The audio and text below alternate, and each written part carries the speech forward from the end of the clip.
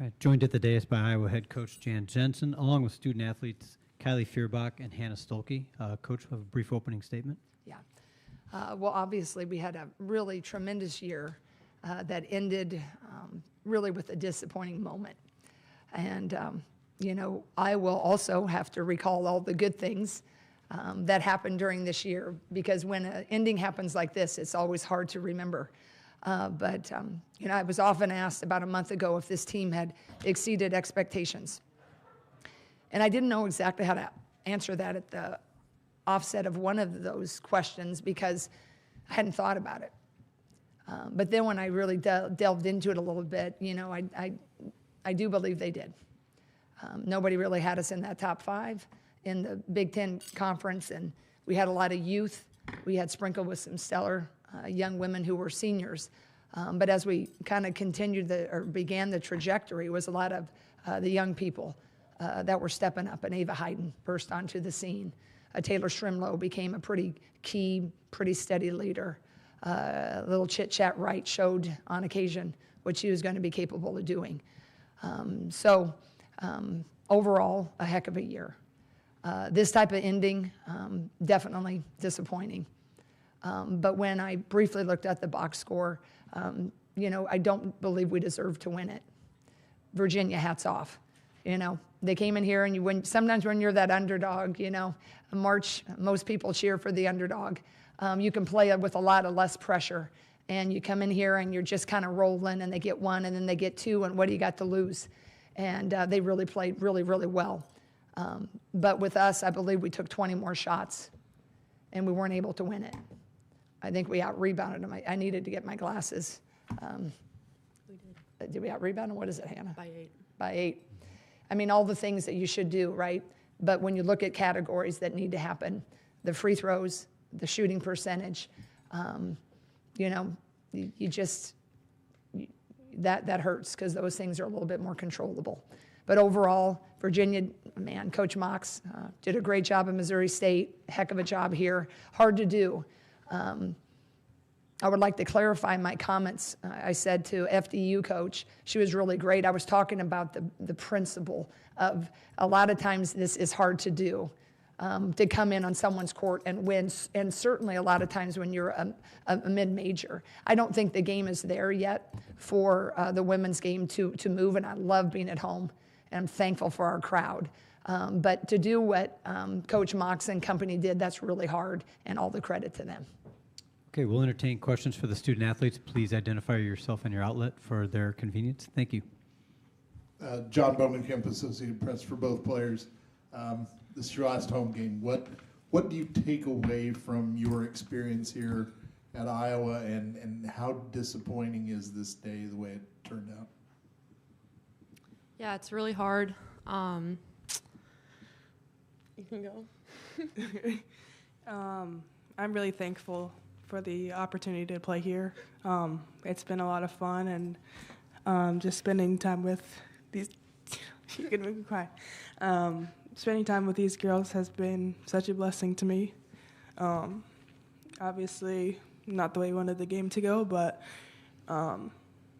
yeah, I think I'll carry it throughout my life and learn from it, and I'll be a stronger person for it.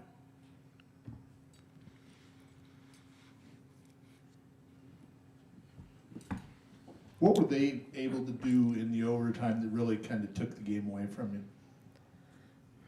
They're just, they hit some clutch shots. Like Coach Jay said, we had 20 more shots taken, and they were just more efficient than us.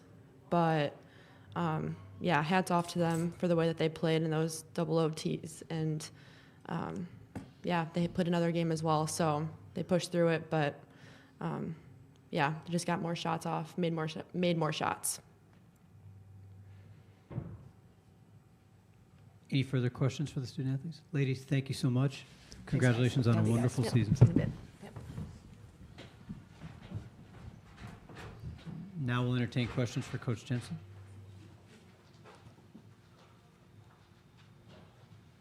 I'm going to ask you the same question I asked the players. How will you remember this group of seniors? I mean, because you've been with them all the way, and how will you remember them? I'm just really grateful. This is a new era of athletics. We talk about it, the rev share, the branding, the NIL, all the things. You can jump ship pretty quickly, pretty easily, make a little more bucks, play a little more. But these guys, they held 2 years ago, and along with that class of Lucy Olson and Sid Affolter, AJ Ediger, Addison O'Grady, and these two along with Jada Jimfy and Taylor McCabe. They bridge the generations. To me, that's what I call it. The generation of, there's been a lot of storied history here, starting with Vivian Stringer, certainly Lisa Bluter.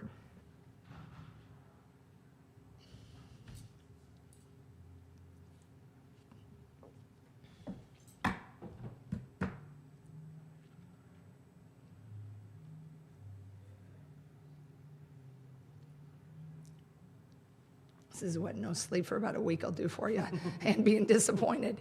But they stayed. They helped with the recruiting. They helped not skip a beat. Them and the fan base. I'm really grateful. But these guys are, stellar women. Taylor McCabe, I think she might put off engineering for a little bit. I think she's crazy enough to get into coaching. She might be our GA next year. But Kylie, she's got a lot of opportunities. I think she'd like to maybe keep playing smaller market overseas. We'll see. Hannah might get a shot, probably get called for the WNBA, at least for a training camp. And Jada Jimfy is going to be a wonderful elementary school teacher. So they're going to make their mark really well in life. They're stellar young women, and I'm really grateful for all they've met. I'll ask you one more. You got the lead in the fourth quarter, and there was that point when you could have kind of put the game away. How did they kind of rally and get back into it and force the overtime? Well, man, it's kind of a blur when I look at it right now. I think we missed some point-blank shots. We just missed a couple of shots that could, I think, made the kind of sealed the deal. We took a couple of shots we shouldn't have at that time, too early.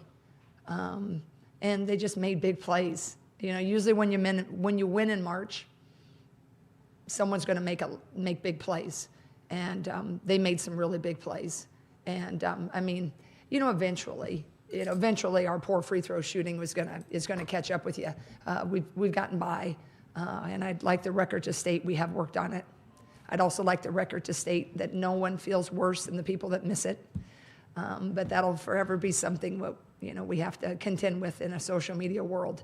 But missed free throws, ill-advised shots, missed really good shots, and a team that was very good at making big shots. Question down to the right there. Oh, Mike's coming to you right now. Oh, thanks. Coach Jan, Josh Carver, Quad City Times. Before any work, congratulations to your team. You had a great season. Y'all fought hard. As a transplant to the area, I have quickly become up to speed on the cold-like nature of Iowa athletics. So if nothing else, thank you for introducing me to the Midwest in a really good way. I appreciate it. Appreciate you. Freshman, Journey Houston. Really stepped up for you. Most bench minutes, I think, for your team this game. They had 4 10-point games after Taylor went down. Kind of what was your expectation for her coming in, and kind of how did it evolve after Taylor injury? With the season completed, what did she mean to you? Yeah, I think she was a really fun storyline too. We wouldn't have won some of those games in the conference without her. She's able to play with some bigger people because she has a bigger heart.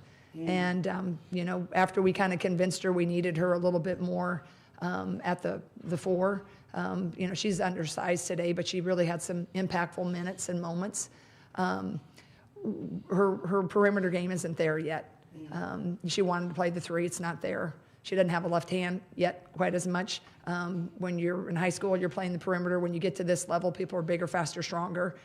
So after we kind of got over that hurdle and said, you're going to get minutes here or none there, she was able to say, okay, let me adjust my mindset a bit. And she's really been a really valuable key cog And I think she could have a really, really great summer. And I hope that she commits to it because she's a stellar kid to coach. Like I said, she was very gracious, like I said, just in the locker room. In terms of those expectations, you talked about her developing her perimeter game. Is that going to be a point of emphasis for you next year? And kind of with that, what do you think, what are your expectations for her as a sophomore? Well, obviously, we haven't shot the ball really well. I need to find people that are going to make shots. You know, you can take a lot of shots, you got to make some shots. So I'm hopeful that she can continue that. Yeah, she, recruited her in AAU as well, and she has the capability to hit threes. So we need her to continue that and really expand her game, ball handling wise too, to be able to put it on the floor and finish and make the reads. Yeah. Question from in the back there. We'll get to the microphone to you. Thank you. Scott Jackson and Tom Courier. Coach, could you talk about Chit Chat? You talked about her the other day, wanting to see her be a little more aggressive offensively. Obviously today she's in double figures and had the ball in her hands there for you at the end of the game. Can you talk a little bit about what you saw from her today? Yeah, I think we saw some good positive strides, you know. I think it'll be fun to watch her growth. She's, I think she played more off the ball last year for Georgia Tech. I don't think I made as much strides with her to get her a little bit more vocal, to get her to be a little bit more demanding. And it's hard in a big environment when the shot clock's winding down to get a play in or to get something set. And that's my big thing all year, to kind of get her to kind of take it over. I thought we saw some really good moments though today, and I thought she did answer the bell a little bit more today. I think it'll also be she'll also need to, and hopefully we'll have a really good summer. And then can you talk about what an incredible couple of games it was for Ava Heighton, 27.5 points a game here for her in these two games. I mean, just talk about her stepping up, building into next season for her. Yeah, no, I think I just got to look. What is she, 11 for 22 today? Yes. Yeah, Ava, we're not where we are without Ava. She's been a pretty big workhorse. I'm a little bit critical when it comes to percentages of the post. 50% is a little bit low. But Ava, she got in some foul trouble. She was playing against some taller kids. I think really a big storyline was the fact that she got, those two fouls within, I don't know what it was, 5 minutes. It was kind of an interesting game. A lot of the nemesis of our issues early on, Ava had a little foul trouble.